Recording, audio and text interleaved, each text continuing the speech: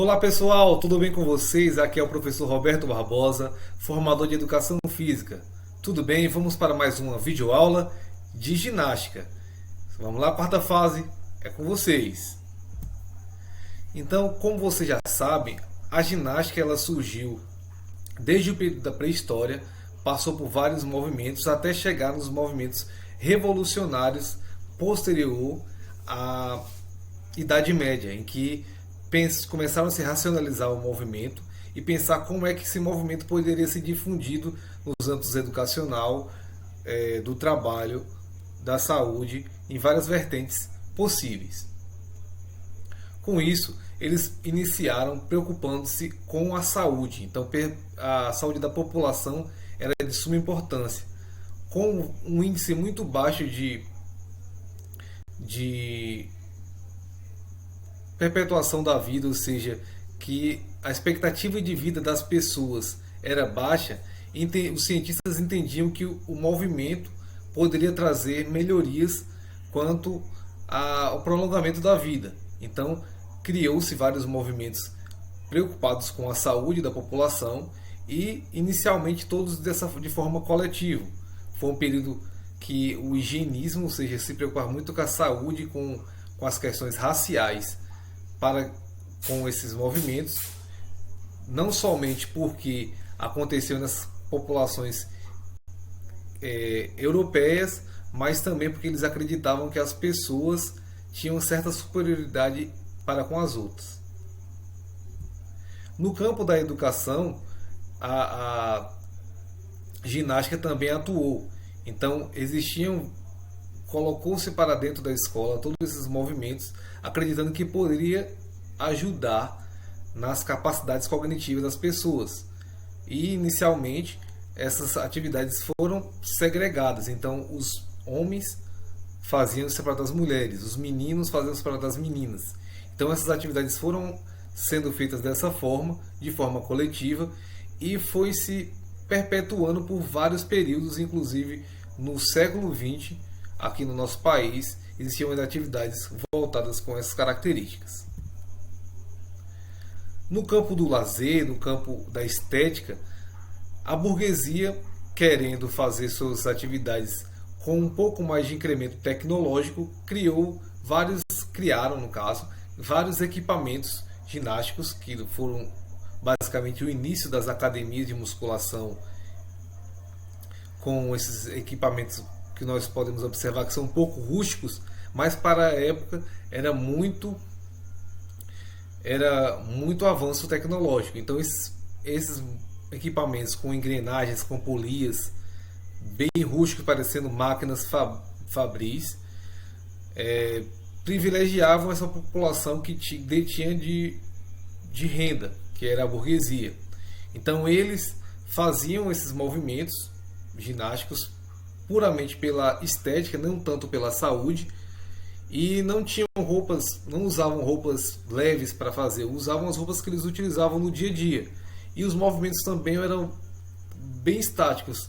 Tinham equipamentos que faziam o próprio trabalho para as pessoas, assim como existem hoje alguns equipamentos tecnológicos que trabalham com a vibração naquela região muscular, existiam também dessa forma naquele período. Então as mulheres elas ficavam paradas no equipamento e o equipamento começava a se movimentar, trabalhando a musculatura do seu corpo. Existiam uns também em que as pessoas faziam alguns movimentos, mas a importância do movimento dos músculos era menor em relação à dinâmica. E do campo do desempenho, começou a observar várias pessoas que tinham as habilidades de força, de equilíbrio, de precisão, de flexibilidade, através dos vários equipamentos que foram construídos. Nesse caso, dessa imagem, nós temos aí a barra simétrica, ou melhor, a barra fixa, perdão, em que ela está sendo mostrada um movimento estático por das pessoas. E aí eles foram começando a desenvolver sua musculatura com movimentos calistênicos, ou seja, com a própria força do corpo, ou quando eles tinham alguma característica de poder utilizar algum outro equipamento que pudesse trabalhar mais à força, eles também poderiam fazer isso em alguns clubes que eram permitidos. E a segregação continuava dessa forma. Então os homens, eles faziam atividades que exigissem força, e as mulheres movimentos que fossem mais suaves, mais leves, porque era o que a sociedade entendia daquela forma, que as mulheres não poderiam fazer atividades as quais exigissem força da parte delas. Seriam coisas mais graciosas, voltadas à dança, voltadas à arte, à teatralização, e tinha essa questão de discriminação mesmo, de preconceito para com as capacidades físicas da mulher. Então nós temos aí nessa imagem o início, por exemplo, da ginástica rítmica praticada pelas mulheres, e o homem trabalhando ali a ginástica artística como se fosse uma prova no tablado ali da ginástica. Com isso, vendo todas essas vertentes que se voltavam para a saúde, para o ambiente escolar, para o ambiente de lazer, estético e de desempenho, foram criados métodos em países chaves da Europa, que cada um criou com seus métodos de acordo com as características que eles planejavam para disseminar esse movimento. Por exemplo, o método francês, liderado por Amoros, ele foi estabelecido para que a população estivesse cada vez mais saudável, mais forte, mais ágil, com uma maior capacidade física para poder defender seu país nas guerras. Então era uma construção militarista para que a sociedade servisse com base nos movimentos que aprendeu ali, servisse o país em ambientes de guerra e de confronto. Então os movimentos eles acabavam sendo de força, de ordem, então eles ficavam perfilados, tinham que fazer em determinados horários muito cedo, coisas que até hoje as academias militares, as pessoas acordam cedo, de acordo com a hierarquia que eles colocam, porque seriam situações de guerras. Então eles treinavam para que em caso de guerra eles estivessem preparados para o combate. Isso também foi estabelecendo uma cultura na própria sociedade.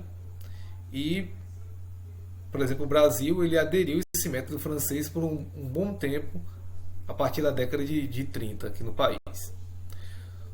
Já o método alemão ele trouxe uma outra vertente, que era a vertente, além dessa questão patriótica, ou seja, patriota, perdão, de trazer os movimentos para servir a nação, e assim utilizaram isso para mostrar que a raça ariana, lá quando Hitler criou todo aquele problema da Segunda Guerra Mundial, dizer que era superior a outras raças. Então eles fizeram dessa forma militar, mas também tentaram estabelecer que essa atividade fosse trabalhada de forma mais pedagógica. Então foi começando a se estabelecer esses movimentos dentro das escolas. Então criou-se uma caracterização, uma ordem, uma sistematização dos movimentos para que fossem trabalhados no ambiente escolar também, e que as pessoas pudessem ter saúde, entenderem o movimento como sendo algo nacionalista, e também para que pudessem estar aptos a possíveis guerras e defender o país de forma alienada, digamos assim. Já o método sueco, ele trouxe a questão pedagógica muito mais filosófica, digamos assim. Então ele pensou-se na questão da saúde da população em geral. Então começaram a fazer vários cursos, digamos assim, para que as pessoas pudessem fazer esses movimentos em ambientes abertos, em parques, em bosques, em ginásios amplos, ainda separado entre homens e mulheres, mas que eles pudessem fazer os movimentos para melhorar a população. E no âmbito escolar foi feita uma implementação para que as crianças elas já entendessem esses movimentos como algo importante para tanto a sua saúde mental, que eles desenvolveriam melhor suas capacidades cognitivas, mas também para que sua saúde estivesse em melhor êxito. E diferente do contexto dos outros métodos, o método francês, ele veio privilegiar os esportes coletivos. Então, por exemplo, o futebol ele surgiu na Inglaterra não por acaso. Quando eles criaram os movimentos coletivos dos esportes lá na Inglaterra, eles queriam que os movimentos e as habilidades químicas elas pudessem ser feitas a partir de movimentos em grupo. Isso por quê? Porque muitos operários, agora na nova realidade da Revolução Industrial da época, ficavam com tempos ociosos em alguns períodos. Claro que eles trabalhavam bastante, mas existia um período que eles ficavam com tempo ocioso. Então, o período em que eles pudessem trazer a questão lúdica, se divertir naquele momento ali, antes de retomar ao trabalho, era importante. Então foram criados o futebol, o rugby, o próprio tênis, que é jogado tanto individual como em dupla, e tantas outras modalidades como o próprio hóquei sobre a grama, o polo, enfim, vários movimentos coletivos que foram desenvolvidos pelo método inglês. E essas ginásticas desenvolvidas lá na Europa, elas foram se difundindo pouco a pouco e hoje em dia elas estão presentes em todos os lugares do mundo. Em cada lugar com uma característica mais acentuada de uma forma ou de outra, e com isso fez com que tanto os governos, seja municipal ou estadual ou na esfera federal, quanto também organizações não governamentais criassem projetos que privilegiassem esse movimento. Então, por exemplo, uma ONG, que é o projeto ABAN, que é Associação Beneficente de Amparo às Pessoas que têm necessidade, eles criaram vários movimentos e incluíram a ginástica porque eles entendiam que era uma demanda para melhorar a qualidade de vida das pessoas que tinham certas necessidades, inclusive necessidades físicas, psicológicas e socialização em grupo. Então utilizaram a ginástica nesse contexto. Já os governos, como por exemplo aqui o movimento da Petrolina, que é um projeto desenvolvido aqui no nosso município, ele também traz essa questão de disponibilizar o movimento para as pessoas de forma gratuita, pessoas que podem participar, pessoas carentes ou pessoas que têm uma remuneração maior, caso queira também, todos podem participar desse projeto e melhorar sua qualidade de vida através dos movimentos gímnicos. Então é isso, pessoal. Nossa aula foi sobre a ginástica, falando sobre os seus métodos e como estes métodos influenciaram em toda a sua contextualização e na saúde, na educação e também no lazer.